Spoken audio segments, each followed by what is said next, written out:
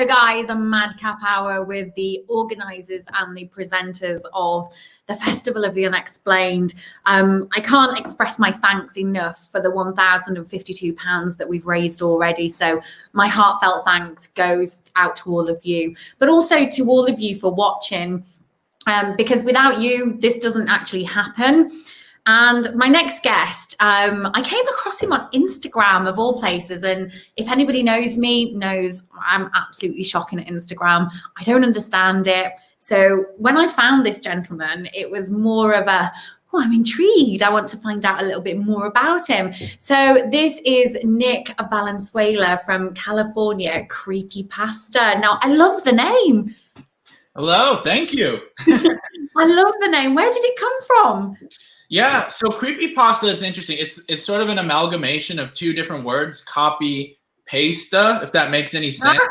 Yeah, exactly. It's not like an Italian food that you eat or something like that. That's really spooky. Yeah, so it's an amalgamation of those words. Basically what happened is back in the day, people used to kind of copy and paste scary stories on the internet, and there was really no original source for where they came from. They just sort of showed up. So it kind of added like a little bit of like an urban legend flair to that. And then it sort of just evolved into its own sort of subgenre on the internet of creepy pasta, as the word kind of came out to be.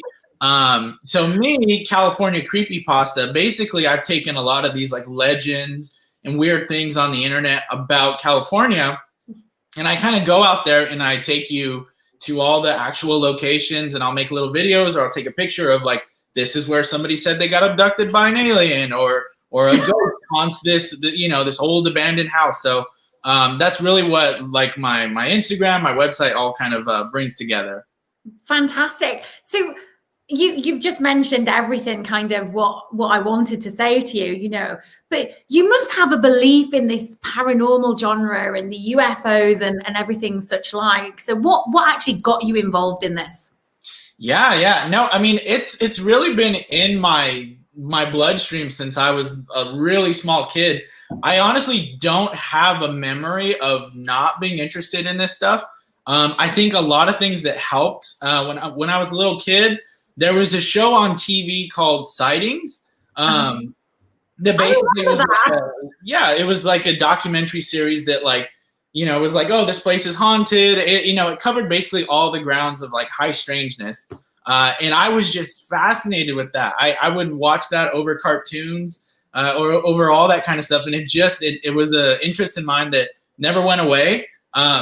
There was another TV show called Are You Afraid of the Dark, which was like spooky stories and stuff. So those kinds of two things I think really implanted in my brain early on that like, oh my God, I love anything mysterious, unexplained. And as I've grown up, you get the opportunity. It's like, oh, okay, the internet is accessible now with like social media. It's like I can buy a camera, I can buy a drone. I could go out there and basically make my own little TV show or little show everybody my little adventures. So that's kind of where it all came from and where it's kind of gone to. And that's the beauty of it, isn't it? I mean, do you go out on your own, or do you have like another person who you go with for safety or anything like that? It's kind of just a mix of whoever's available. A lot of times my friend John will go with me. He's kind of like my unpaid cameraman that I kind of forced to tag along with me. I have a couple other buddies that'll jump in at times. And there's been a couple times where I have gone out totally on my own. I went to a place called Devil's Gate Dam, which is like this big empty reservoir where kind of disciples of Aleister Crowley, this guy named Jack Parsons, and L. Ron Hubbard from Scientology, they basically would perform these weird rituals in this empty dam. I went in there by myself, kind of like late at night. And I didn't tell anybody where I was or where I was going. I kind of wanted to be open to, I'm vulnerable, like let whatever spirits are in here come and try to get me. And I actually caught like a really creepy laugh out of nowhere. Yeah. And that's on my Instagram. So yeah, sometimes I go completely alone. That's always an adrenaline rush. That's fun. But typically I'll have a couple of people with me. I think it's always better when you've got people with you as well, because you can kind of say, you know, did that just happen? Right. But you obviously live in the California region. So tell me about the hauntings that are over there at the moment. Yeah, so California is definitely, you know, it's a funny place because, you know, everybody kind of thinks like movie stars, Hollywood, Silicon Valley, like just, you know, like a really not creepy, not spooky kind of place, like sunshine and the beach, right? But there's a lot of really creepy, weird stories out here.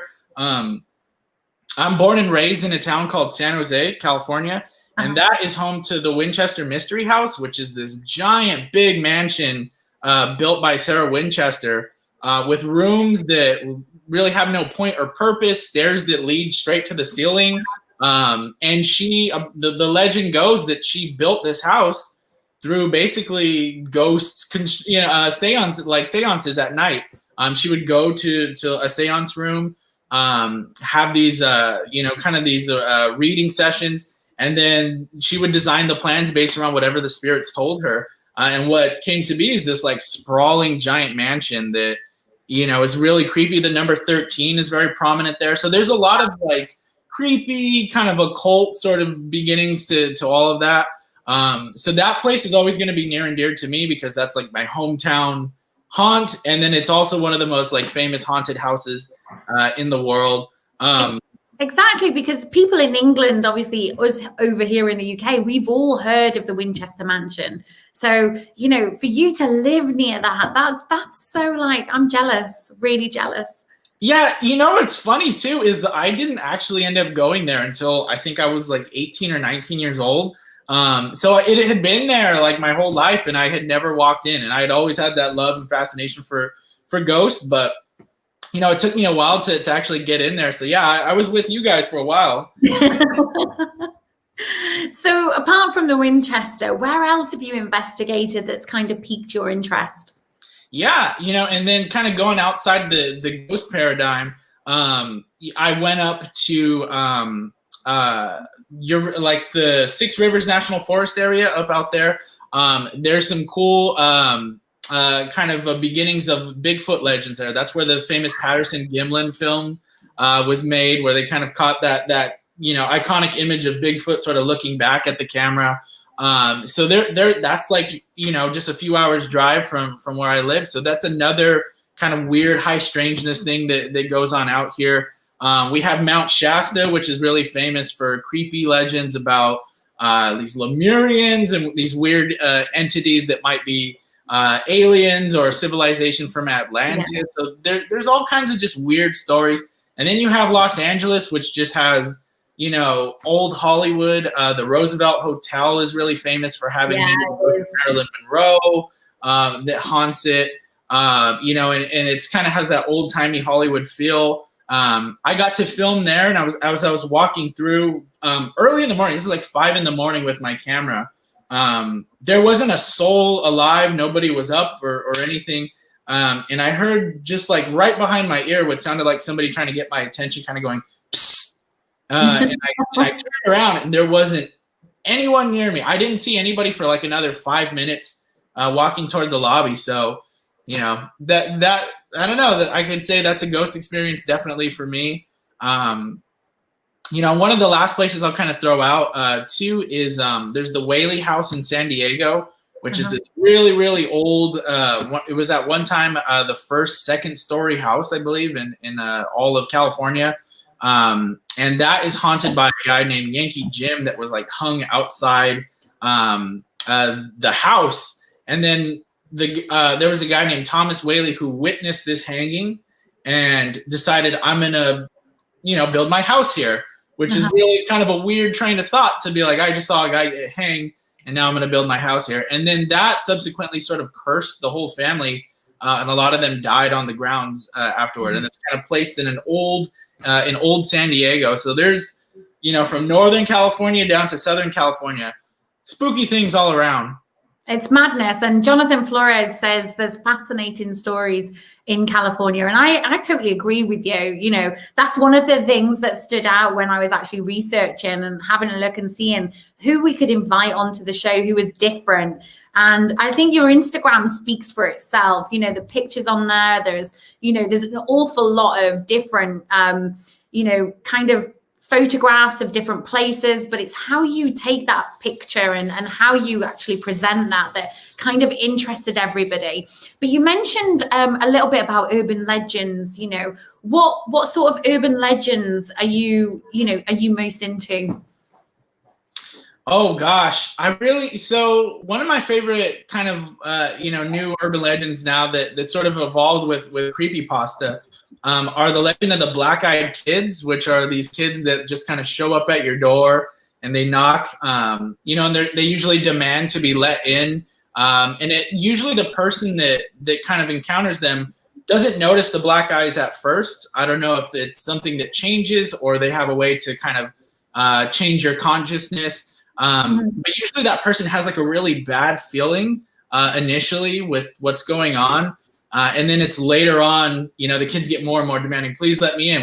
And they say things that are really odd, like, can we use your telegram? Or, it's like almost like they're trying to get being a human right, but they just can't quite figure it out.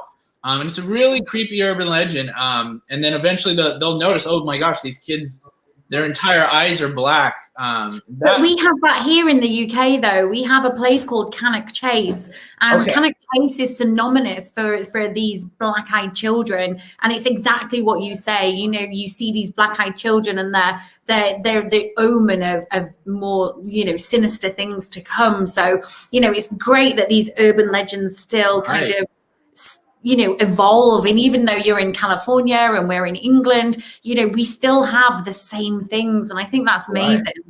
And it speaks to the phenomenon, right? That like it's able to like move and go and integrate. And it's creepy. It's like, is this something that, kind of comes through interdimensionally? It starts making you kind of ask these really weird kind of odd questions. You're like, what is reality? What is going on? It's interesting in that way. And one specific California legend that I really love it's somewhat new. There's these things called the Fresno night crawlers, which basically just look like walking pairs of pants. And it's really weird. Yeah, it's really creepy. If anybody Googles that or looks that up, they've been seen, and they originally kind of were caught on camera in Fresno, California. And then they've also seen them out in Yosemite National Park. And they're kind of classified now as cryptids. In cryptozoology, but they're just the weirdest looking thing. It's essentially just a walking pair of pants, and that is, you watch the videos of it, and you're like, I can't figure that out. But it's really creepy. That's probably the newest California urban legend I could think of.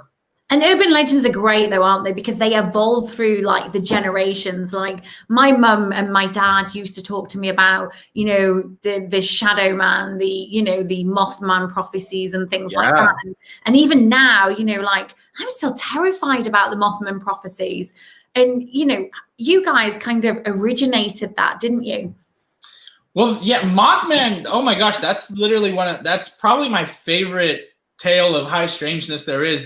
That story is probably one of the craziest flaps you could ever kind of put together in regards to just creepy things going on. You had the Mothman flying around, you had men in black showing up, you had poltergeist activity being reported at people's houses, UFO sightings. That literally, it was just everything that's spooky. They just kind of threw the kitchen sink out there.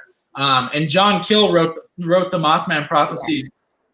One of my favorite writers, one of my favorite paranormal investigators. That guy he had a lot of really cool ideas about how all these things might intertwine and be connected. So yeah, that's definitely, that story is so awesome. And it kind of rooted into Hollywood. They made a movie about it. So it's a really, it's one of my favorite legends. What about the Fae? Do you know anything much about the Fae? Oh, sure. What they do? Yeah, what's funny is that, there's a lot, you think of the Fae and the legends of the Fae, and you kind of think of that more being something, kind of over the pond.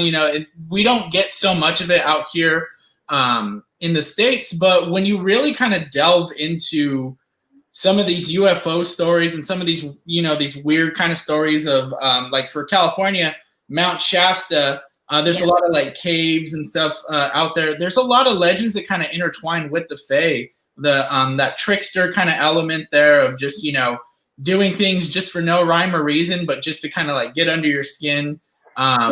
It's really funny, yeah. It's really funny because I did an interview with an author called Claire Barrand this afternoon, and we were talking about the Fae, and she actually went to Ireland and she went up the Fairy Hill, it's called, but it's actually a mountain.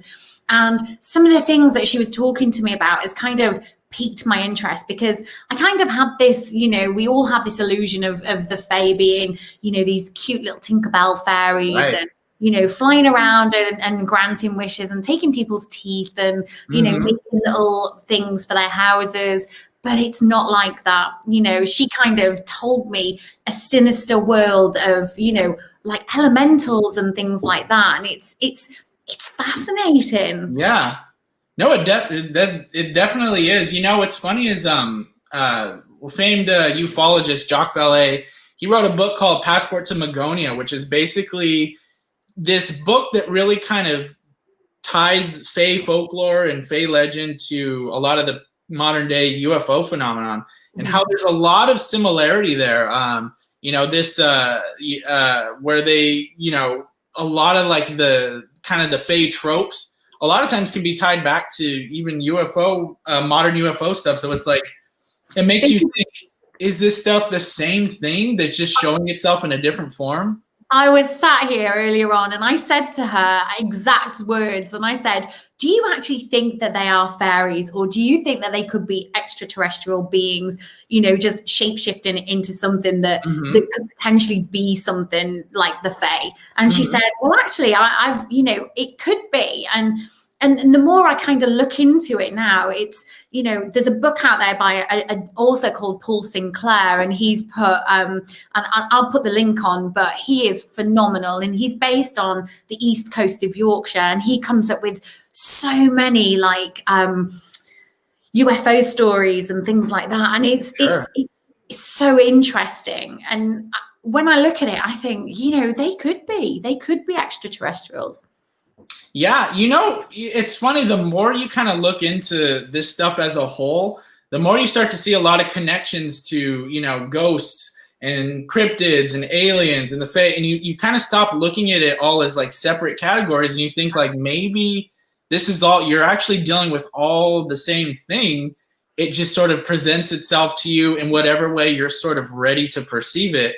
If you're somebody that's, more inclined to, being like a ghost person, you might see something as a spirit. But if you're more in the thought form of, I'm in the forest, I'm roaming, I think I'm going to maybe see something like Sasquatch. yeah, you might see it that way. And a lot of times, somebody's going to try to record it or catch it on camera, and it doesn't work, or you can't get it. And there's always that trickster element, like you were so close, you thought you were going to get it, and it just didn't work. And you can always sort of bring that back to the Fae, and it makes you think, is this just all one big thing? What was funny though, what I found fascinating is, she said on the second day there was torrential rain all over, and the rain was coming down, the wind was blowing, and she said, honestly, it was horrific. She said we couldn't walk up the mountain. And she said we sat around our campfire, we had a barbecue, and she said it was so strange that whilst we were sat around the campfire, there was no water.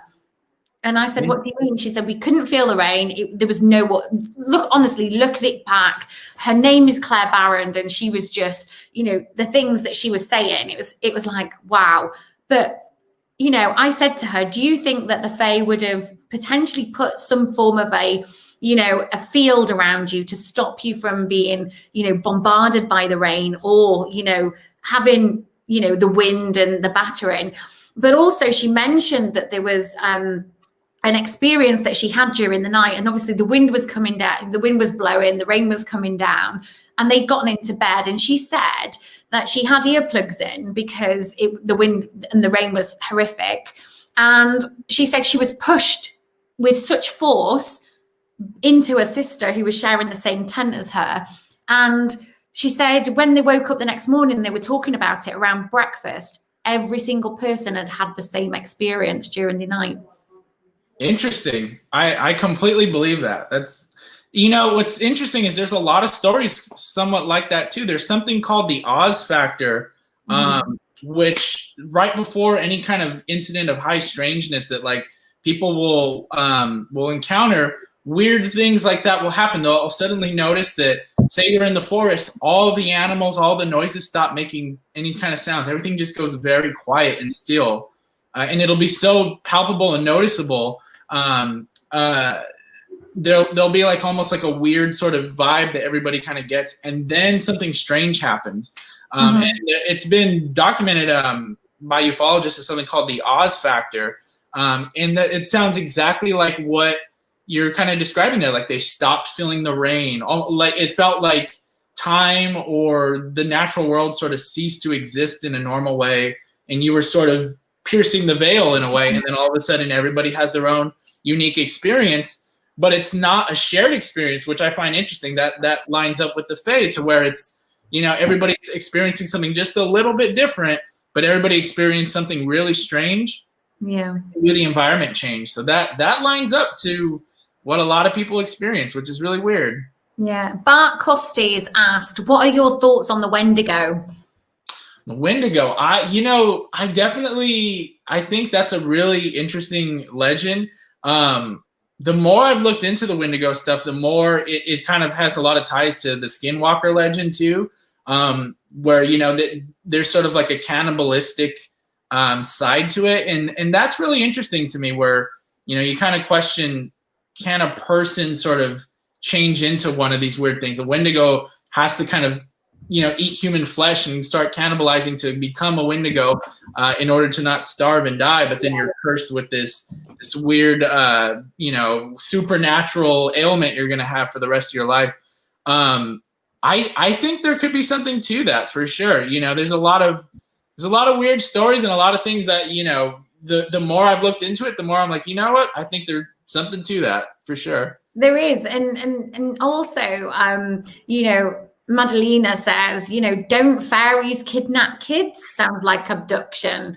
But, you know, like we say, Fae could come in all different guises, can't they? So if they're abducting people, children, anything like that, then it could possibly be, you know, extraterrestrial beings. Yeah. There's a lot of tie-ins to all those same things. The abductions, the there's an aversion there to salt.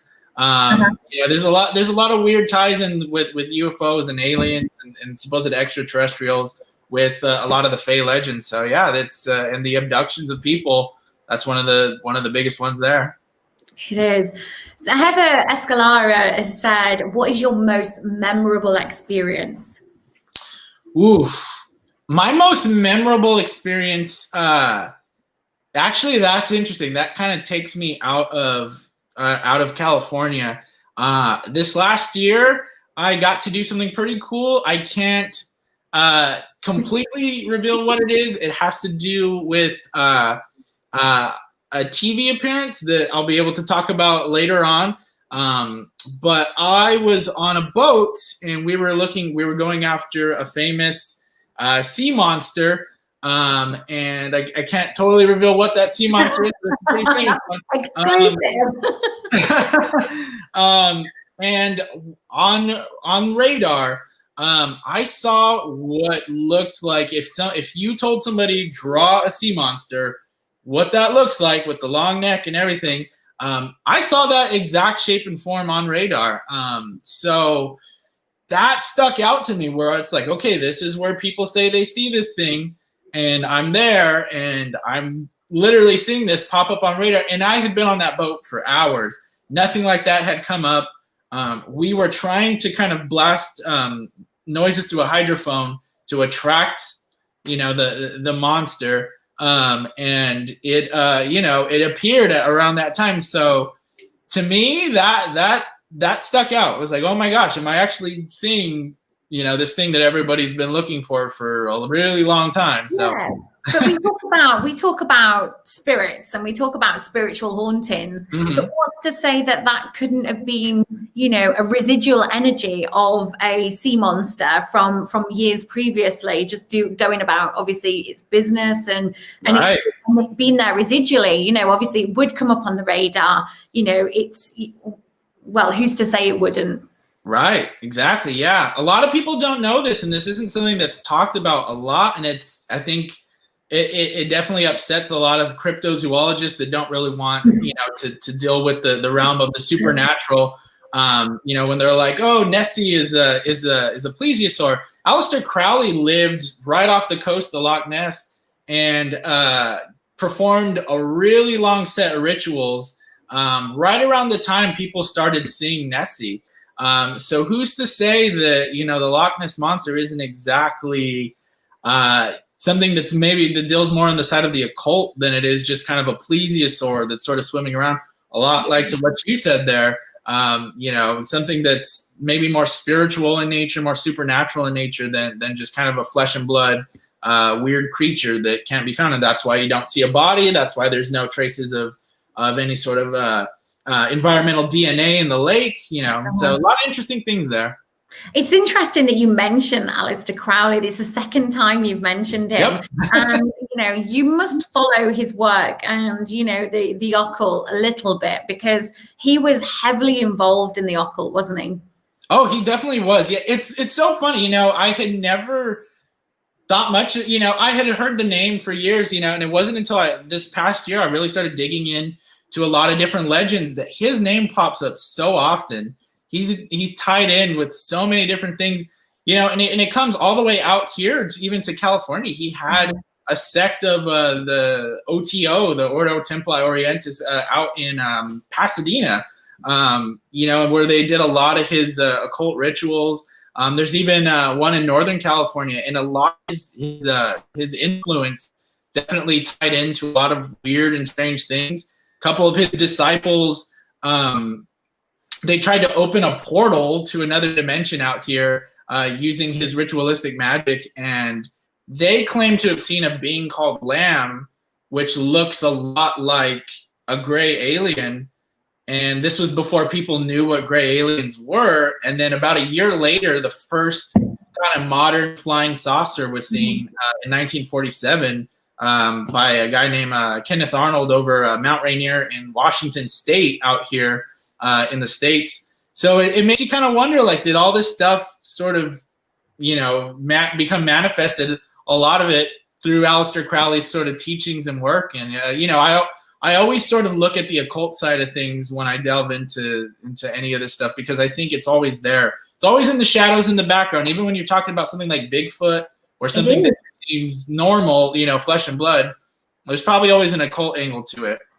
We've investigated Warwick Castle here in the UK, and Aleister Crowley is quite prominent in there. And somebody who I know has actually taken a photograph looking out of the window is what she believes to be Aleister Crowley. And, you know, wow, it is unbelievable. Some of the things that I read and I see is just amazing. And, you know, when you kind of do these festivals, we kind of try and, you know, I'm a psychic medium, so I try and, well, I say I try, I don't, I find all of it interesting. And sometimes we kind of get pushed down a path into, you know, cryptozoology or anything else like that. But I found myself recently wanting to get more involved in the kind of UFOs and, you know, looking into Bigfoot and things like that, because I just find it interesting. And I think everything kind of ties in together and goes hand in hand, doesn't it? Yeah, absolutely. I think all this stuff is tethered and tied together. Which, you know, for a long time, I think it wasn't a real popular opinion. Everybody kind of wanted to be in their UFO camp or their Bigfoot camp or their ghost camp.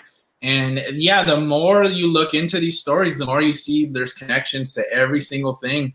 And that's why, yeah, California Creepypasta, I tried to present every story, not just the ghost stories, not just the hauntings, you know, the cryptid stories, the abduction stories, you know, stories that are even sometimes even true crime kind of has like a weird supernatural element to it, where people will claim like I was possessed, or, you know, there was a man, yeah, that was telling me to do these things.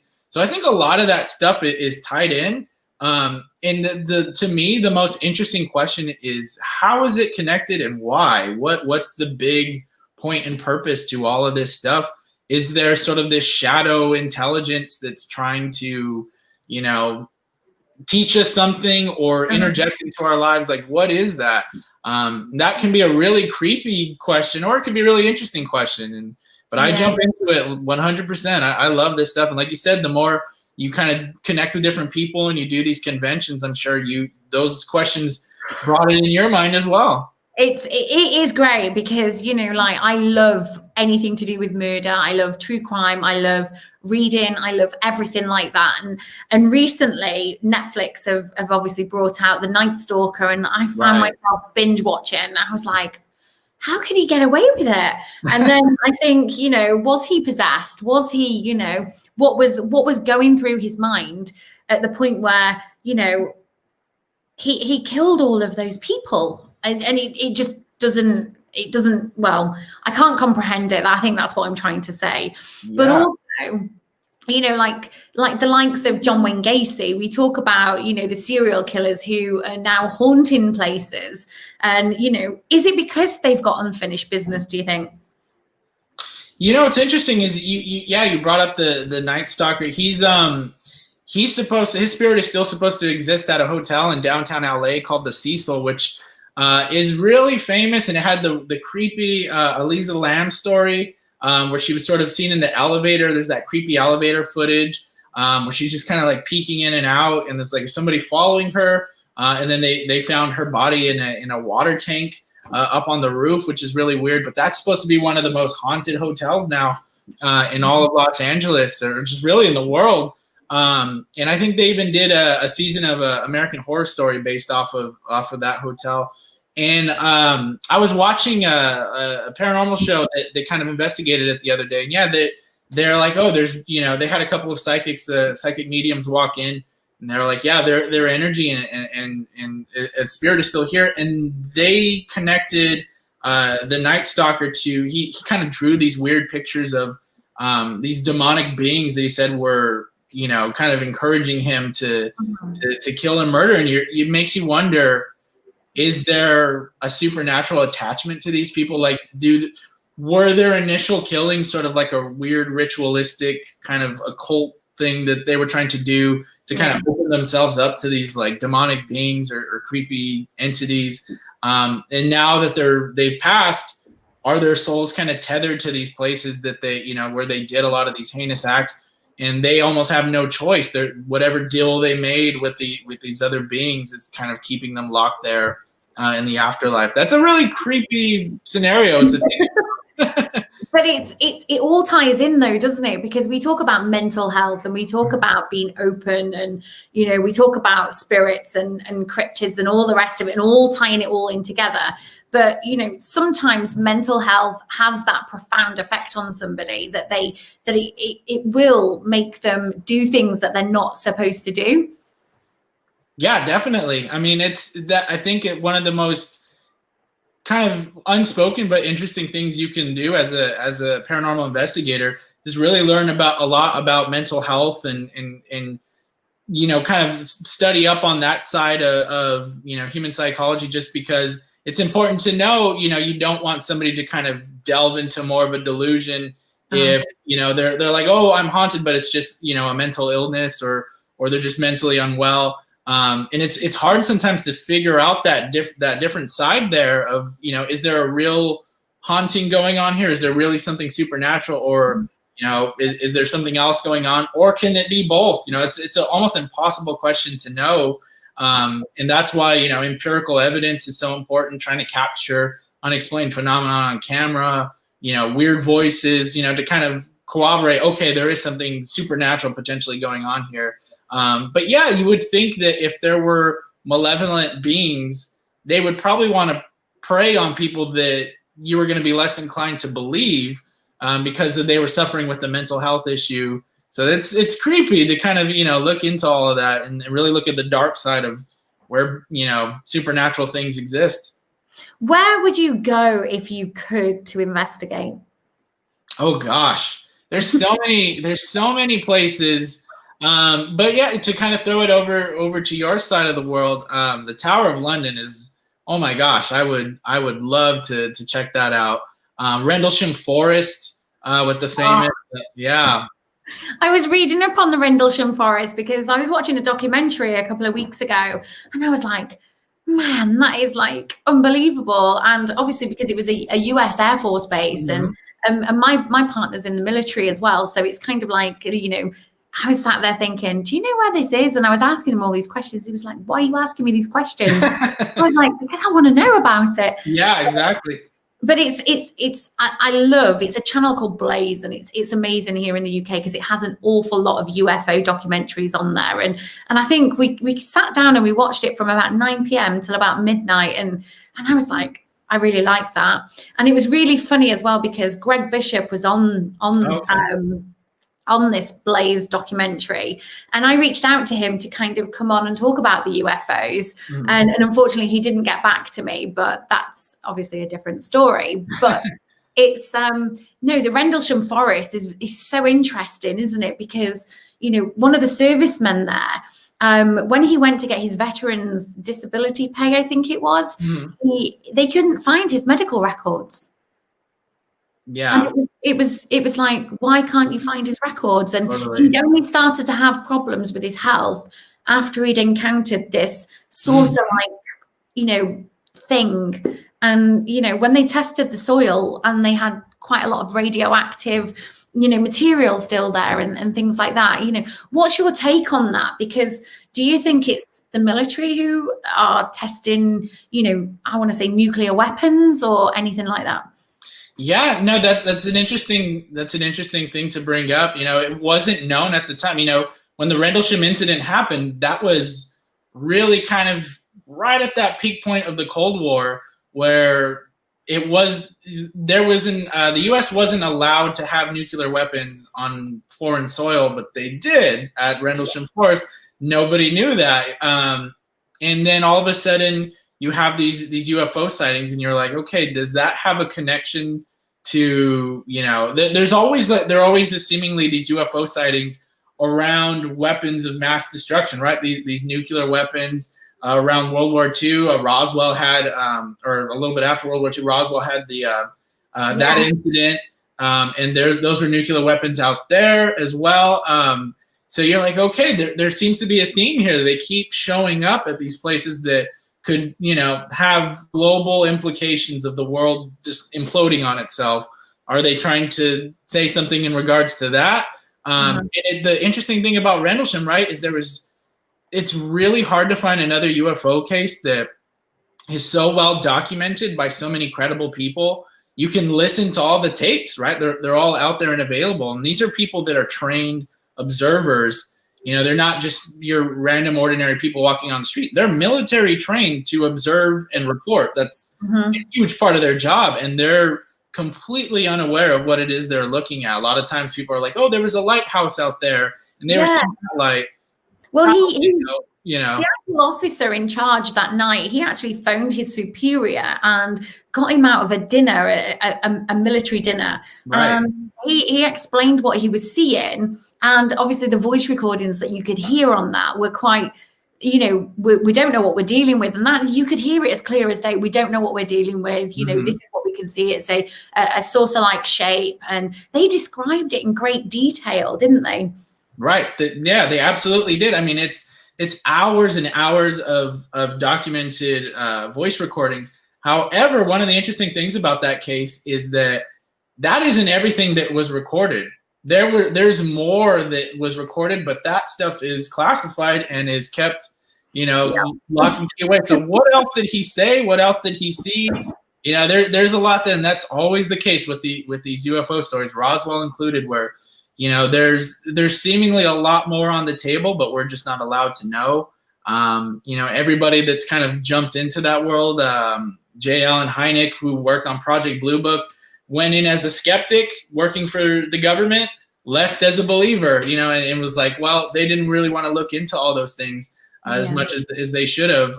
So it makes you, you know, you definitely think there was something that happened in that forest that night. And that's oh my gosh, that would be a dream to go investigate out there, and just to walk on that same ground that where something so significant to this whole spooky supernatural story happened. And it's good because Matt, who's one of my friends, he said the guy who touched the UFO later wrote an entire book of binary code that had been printed on his mind. So that in itself, you know, binary code, you can't just magic that out of thin air, can you? And his claim is that he didn't know that was binary code. I think he was at like a UFO convention and brought out like a journal and was like, oh, you know, shortly after these numbers all came to my head. And I think somebody that was like a college student was like, oh, this is binary code. And they eventually, you know, figured it out. And apparently it's quite complicated. So for somebody that claims they weren't educated in writing binary code, to have that complicated of a message written out, you know, that's weird. That's bizarre. But I think you should look up Paul Sinclair, though, from the UK, because he is, you know, we were talking earlier on about there is a coast just off Hull, it's called, and it's in East Yorkshire, which is in the centre of England. And they were talking about subterranean bases under the water there, and somebody actually witnessed this saucer-like shape disappearing under the water.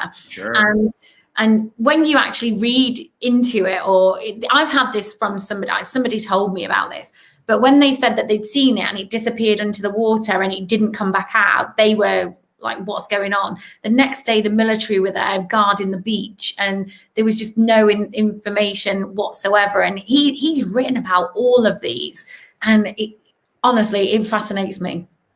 Yeah, no, I'll definitely look them up and read into that. It seems like a lot of these stories, they always deal with something to deal with underground bases, you know, just weird things kind of going underground, whether that's out in the sea or underground on land. There was a really interesting documentary series that came out a year or so ago, a couple years ago, called Hellier, I think, that deals with Dana and Greg and Dana Newkirk, where it's all about, they go looking for goblins, right? And then the whole story just turns into these underground layers and cave bases, and how that ties into fairy lore and aliens and a lot of weird stuff. So there's something to that. I had the pleasure of meeting them last year, and they are such a, you know, so knowledgeable about all of that. And it's, you know, Hellier have had so many awards, haven't they, as well? And it's fascinating to actually watch that. So if anybody's watching tonight and you haven't seen Hellier, just, you know, have a look at it, because it's definitely fantastic. Amazing out there. So what's next for you, Nick? What have you got coming up apart from the exclusive TV show that you can't talk about? Yeah, you know, well, that is definitely a lot of what is coming up for me. There's a lot of interesting TV stuff in the works. You know, when you deal with that kind of stuff, you have to sign a lot of NDAs, a lot of things, you know, you can't, because everything's sort of in development. But all that will be announced and coming out this year. I'm really excited for that. It's you know, it's a lifelong sort of dream kind of to come true there, where I'm going to get to talk to and check out a lot of really interesting, cool paranormal locations and places. So I'm really excited about that. I'm going to still keep doing California Creepypasta. There's a lot of, you know, places that I still have to get to out here in California, and I definitely really want to kind of dive into you know, some current cases that are kind of going on here, a little stuff that's a little bit more current. So I'll definitely be keeping all that up to date on my Instagram and on my website. And just most importantly, just really still just trying to kind of embed myself in all this weird, unexplained phenomenon that's going on, and see if I can kind of figure out some answers there.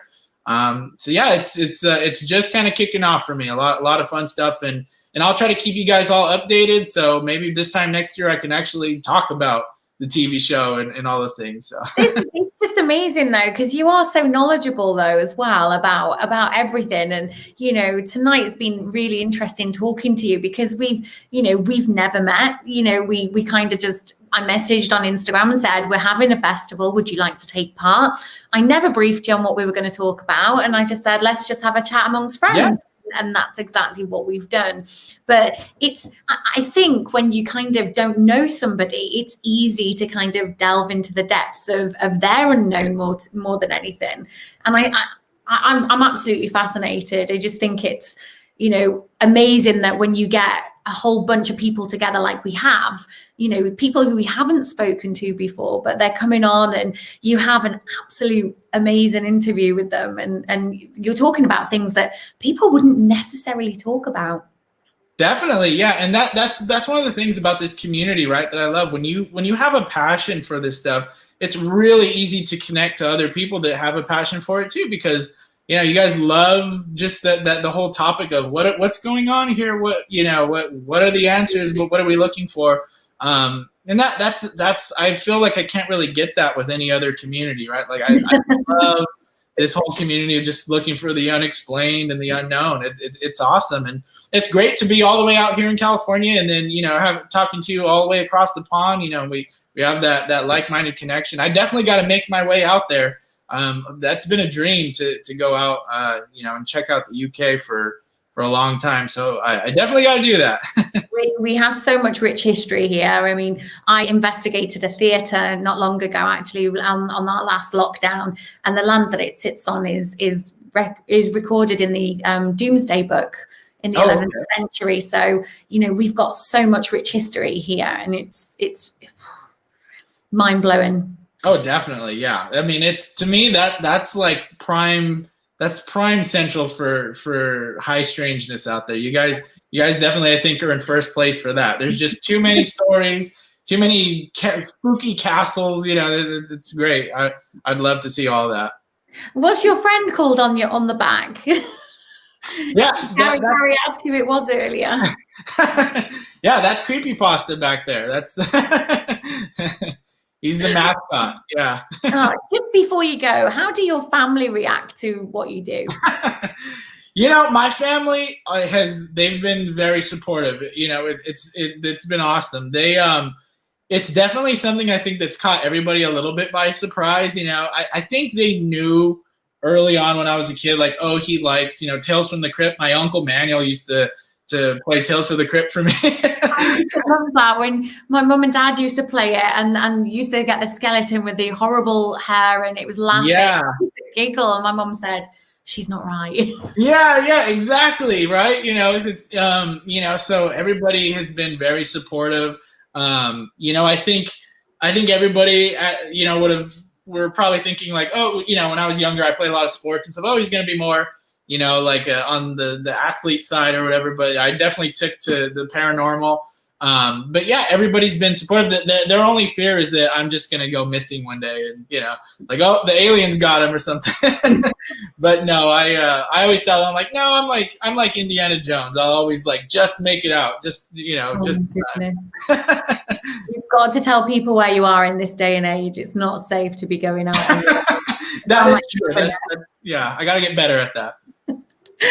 But it is good investigating on your own. I went out with a cameraman and I interviewed an eyewitness, but I investigated alone. And, you know, being a medium, you can kind of do that without any equipment because you just use your senses, and it's madness what you actually pick up. And I've been reviewing some footage actually tonight of it, and I'm amazed at the stuff that I've caught. And, you know, this is stuff that I didn't even hear, but obviously I knew what was there, and the things that I've done research wise after I'd finished, because obviously as a medium, I know I'm right, but I have to prove that I'm right. Sure, totally. So I've done that. So yeah, it's interesting. Yeah, no, it's definitely one of those things where, you know, I think, so you kind of talk about, you know, having to prove it to other people. I think, you know, one thing that I kind of picked up as an investigator, that if you know, you get a lot of these stories where people, here's a good example. There's those missing 411 books. David Paulides writes those, and it's usually about like people that were in like national parks or something like that, and then they just kind of vanish. Mm-hmm. But they're like, if they do return, there's weird stories, kind of like the Oz factor we were talking about, where they had weird things happen. And they'll notice like footprints walking next to them that weren't there, that had no reason to be there. So it seems like the phenomenon attacks or tends to show up to people when they're sort of in a vulnerable place and alone. And so to me, I've always thought, if I can do that, if I can try to replicate those conditions and nobody knows where I am and I'm super vulnerable and I'm in this kind of creepy place, maybe that's going to allow me a better chance to have an actual experience. So that does happen. You've got to come back and tell us. No, definitely. That's the plan. Yeah, is to catch it and be like, see, there it is. I was alone and I was on a spooky mountain and Bigfoot appeared.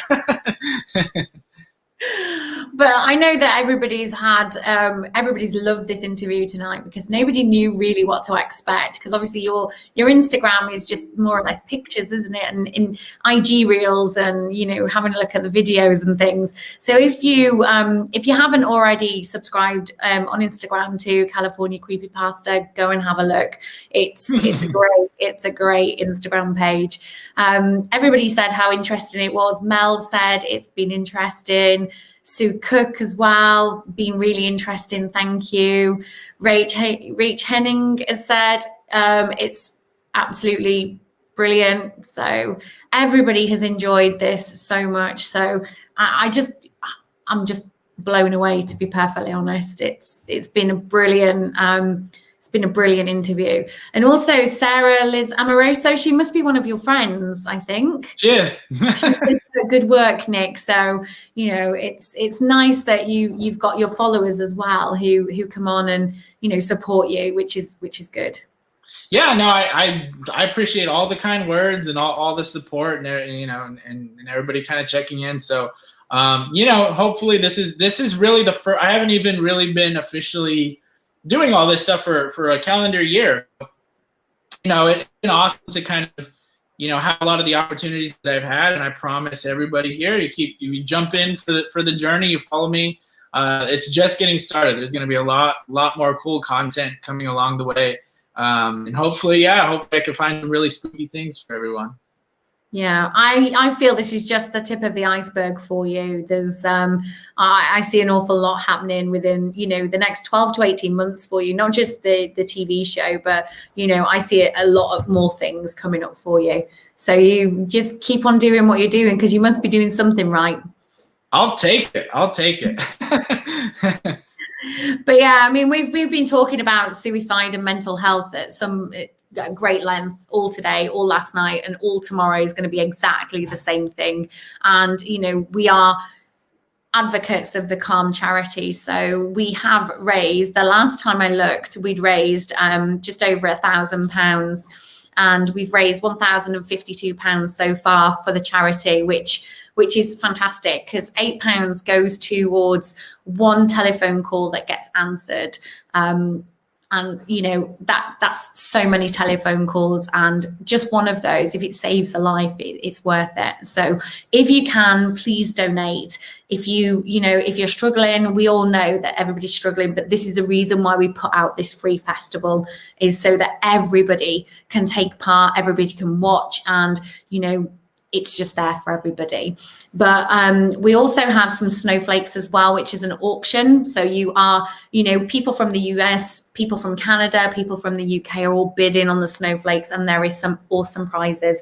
Now, the blind prizes, but we are willing to ship them to the US and also to Canada. So make sure you get your bids in if you want to have a bid on those as well. But like I say, you know, you don't have to if you know, you can't.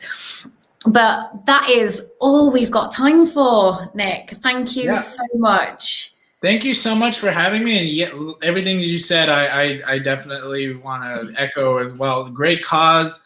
Definitely something everyone should donate to and care about, because, you know, like you said, there's a lot of people that struggle with mental health and go through tough times. And I've had a lot of different personal experiences with different people in my life that have struggled. So, great cause, and definitely something that's near and dear to my heart, and love to everybody that needs it right now. And yeah, you'll always have a community. So, you know, especially in this kind of field, everybody tends to care and love each other. So yeah, thank you so much for having me on. just stick around because we're going to be right back shortly. So just stick around and we'll have a bit of a chat. So Take care, everybody, and stay tuned. I'm not sure what we've got up next, but I'm sure Karen's going to tell me off if I don't say. But just let me check my little notepad and see what we've got on next. She says notepad, looking through messages. Oh my goodness. I do this all the time. It's because we have so many guests. Oh, definitely. You guys, yeah. This is amazing. So a lot. Yeah, we have George and Cara Shoplin next. So George is absolutely hilarious. So if any of you want to stay tuned for that, please do, because they are fantastic people. So stay there, Nick, and we'll have a chat. Sure.